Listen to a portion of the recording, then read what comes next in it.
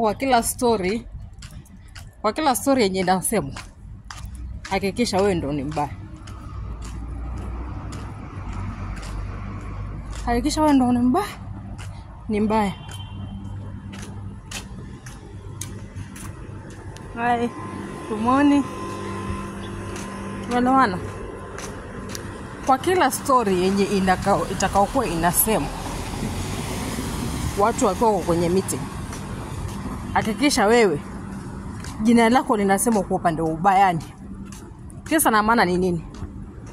Mbaya anaishi muda mrefu na mzuri hakai. Watu watachukua uzuri wako, aidha wakumalize ama wakutenganisha na maisha. So make sure jina lako ndo linatajwa kwa ubaya, kwa ubayani kule. Usiwahi kuwa mtu mzuri kwa watu. Usibebe uzuri.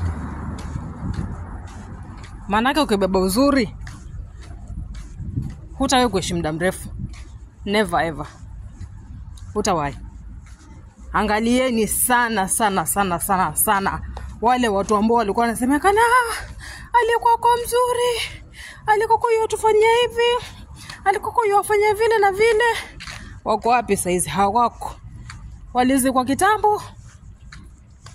Na wale ambao wanaambia huyu naye hata hasaidii, afanye jambo lolote, yani yuko tu, huyo ndo anaishi paka uzeeni.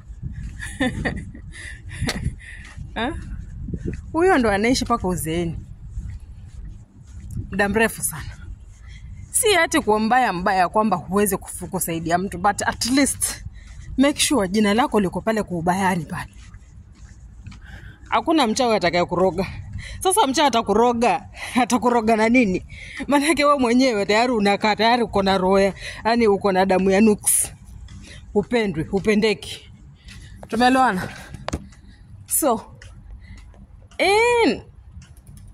in every story, make sure wewe umetajwa kwa jina la ubayani.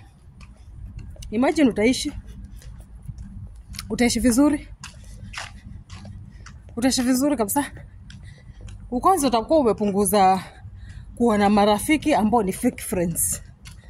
Marafiki ambao hawana mwelekeo. Utajiepusha kuwa na familia ambazo hazikuhitaji. Yani wewe unaishi maisha yako tu wewe, kivyako vile. Utakuwa umejitenganisha na vitu vingi sana huku duniani.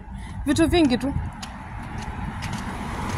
Na watu ambao wanajipretend kwamba wewe ni mmoja wao, na kumbe wewe si mmoja wao, ni kukutumia, wanakutumia.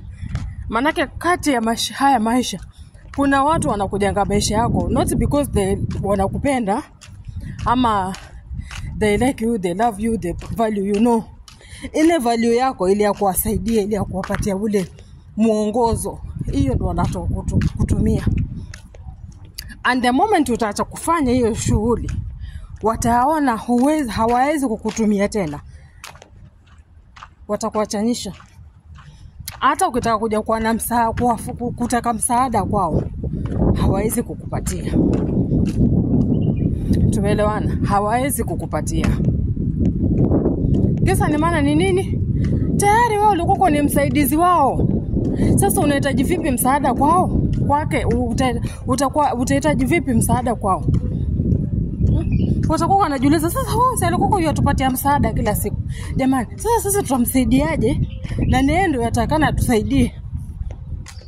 Binadamu.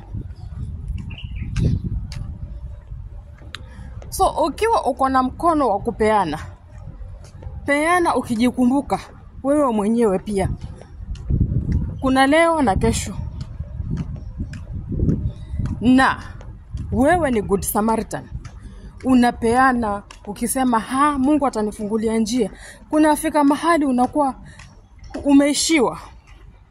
Pengine umeangukiwa na ugonjwa. Na ikiwa umeangukiwa na ugonjwa hivyo, umeshindwa kwenda kufanya kazi, kujimudu, so utahitaji ule msaada wa wale watu wengine. Lakini hawatakusaidia. Kisa na maana ni nini? Wewe ulikuwa ni kipeano. Wewe ulikuwa unapeana. Sasa hizi huwezi kuwapa. Kwa nini huwezi kuwapa? Hivyo ndio ni swali utakokuwa anajiuliza na wanakuuliza pia. Hawezi kutupatia kwa nini, na alikuwa anatupatia jana na juzi. Sasa ni afanye bidii hapo na aende kule nje, aende akatafute atuletee. So uko pale na wewe ndio mtu wa kupeana msaada kwa ndugu zako, familia zako, marafiki, jikumbuke. Jiwekee pia kile kidogo. Ukipeana usipeane kupeana chote. Tumeelewana? Usipeane chote. Jiwekee kiasi cha kujimudu kesho. Sawa? Uko pale nyumbani. Ama pale popote pale. Ukiongewa jambo ya familia, ukiongewa jambo la marafiki, ukiongewa jambo lolote lile ambalo linahusu mambo ama jambo, hakikisha jina lako limekuwa ubaya. Limewekwa ubayani. Huyo mtu anaishi maisha marefu sana. Maisha marefu. Na si rahisi kuugua. Na ndio ukijua Mungu ana maajabu. Si rahisi kuugua. Nimeshikilia headphone yangu kwa sababu kuna upepo. Wewe unaishi maisha ya Mungu. Mungu ndiye mtetezi wako peke yako. Kwa sababu watu wanakuwa surrounded na fake friends.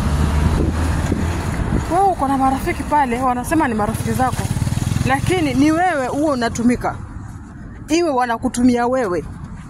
Na kama hawawezi kukutumia, then wewe ni adui wao. Wewe unatanuka wewe ni adui. Hawawezi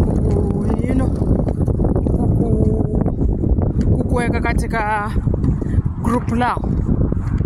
So jitoe kabla hujatolewa. Always make sure unasoma character za watu. Tumeelewana? Always make sure unasoma character za watu. Hakuna permanent friend. Kwa sababu huyo rafiki wako ana rafiki yake mwingine na ana rafiki yake mwingine. Tumeelewana?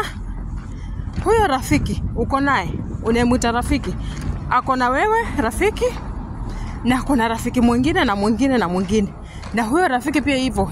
So chochote kile ambacho utakuwa unamwambia, akitafuta mtafutiane, pengine akusaidia na advice, atakupatia nusu na ile kilo nyingine ataenda kuipeana kule nje. Si alifanya hivi na hivi, kwanza alikuja akaniambia nimsaidie na kitu fulani.